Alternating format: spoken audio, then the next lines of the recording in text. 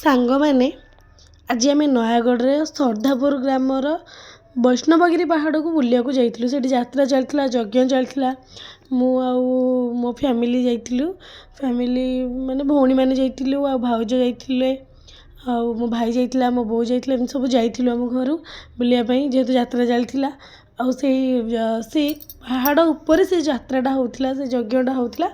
ତ ଆମେ ପାହାଡ଼ ଉପରେ ଭିଉ ବହୁତ ଭଲ ଥିଲା। ଫାଷ୍ଟ ଯାତ୍ରା ପାଖକୁ ଯଜ୍ଞ ପାଖକୁ ଯିବା ପୂର୍ବରୁ ଆମେ ଫାଷ୍ଟ ପାହାଡ଼ରେ ବୁଲିଲୁ, କାହିଁକିନା ଆମ ଭିଉଟା ଭଲ ଥିଲା। ସନ୍ଧ୍ୟା ହେଇଯିବା ପୂର୍ବରୁ ପାହାଡ଼ ଉପରେ ବୁଲି ଦେବାଟା ଭଲ, କାହିଁକିନା ପାହାଡ଼ ଉପରେ ଡେଞ୍ଜରିୟସ୍ ଜାଗା।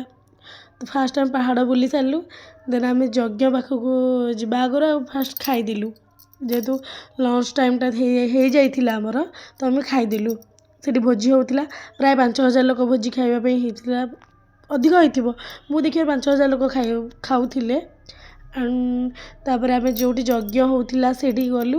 ସେଇଠି ବହୁତ ଭଲ, ମାନେ ଏତେ ପିସଫୁଲ୍ ଜାଗା, ପୁରା ଉପରେ ଯଜ୍ଞ ହେଉଥିଲା। ମୋତେ ବହୁତ ଭଲ ଲାଗିଲା ସେ ପିସଫୁଲ୍ ଜାଗା ଦେଖିକି, ସେମାନଙ୍କ ଆରେଞ୍ଜମେଣ୍ଟ ଦେଖିକି। ସେମାନଙ୍କର ସବୁ ଭଲ ଥିଲା ୟାର। ଏତେ ସୁନ୍ଦର ଯାତ୍ରା ଗୋଟେ ପାହାଡ଼ ଉପରେ କରିବାଟା କ'ଣ ଇଜି ଥୋଡ଼ି ନା। ତ ବହୁତ ଭଲ ଥିଲା ତାଙ୍କ ଆରେଞ୍ଜମେଣ୍ଟ। ଆମେ ସେଇଟା ଦେଖି ସାରିଲା ପରେ, ଯଜ୍ଞ ଦେଖି ସାରିଲା ପରେ ଠାକୁର ଦର୍ଶନ କରିବାକୁ ଗଲୁ। ସେଠି ମନ୍ଦିର ଅଛି, ଠାକୁର ମନ୍ଦିର ଅଛି, ସେଇଠି ଠାକୁର ଅଛନ୍ତି। ସେ ଠାକୁର ଦର୍ଶନ କରିବାକୁ ଗଲୁ। ଦେନ୍ ଆମେ ଯାତ୍ରା ଯେଉଁଠି ହେଉଥିଲା ସେଇଠିକି ଗଲୁ। ବହୁତ ଭଲ ଯାତ୍ରା ହେଉଥିଲା। ପାହାଡ଼ ଉପରେ ଏତେ ସୁନ୍ଦର ଯାତ୍ରା କି ମୁଁ ବହୁତ ଖୁସି ହେଇଗଲି, କାହିଁକିନା ମୁଁ ସର୍ଦ୍ଦାପୁର ଯାଇଛି ବହୁତ ଥର, ବଟ୍ ମୁଁ ଜାଣିନି ଏମିତି ଗୋଟେ ପାହାଡ଼ ଅଛି ବୋଲି। ତ ଏତେ ସୁନ୍ଦର ଜାଗାରେ ମୁଁ ବହୁତ ସାରା ଫଟୋ ଉଠାଇଦେଲି। ଭଲ ଲାଗିଲା ସେ ଜାଗାଟା ମୋତେ। ଭିଉ ଭଲ ଥିଲା ନା, ବହୁତ ଉପରେ ସେ ପାହାଡ଼, ଚଢ଼ିକି ଯିବାକୁ ପଡ଼ିବ। ବହୁତ ଭଲ ଥିଲା, ଭିଉ ଥିଲା। ତ ମୁଁ ବହୁତ ସାରା ଫଟୋ ଉଠାଇଦେଲି। ଆପଣ ବି ଯାଆନ୍ତୁ ସେ ଜାଗା, ଭୋଜି ପାଇଁ ତ ବହୁତ ଭଲ ଜାଗା।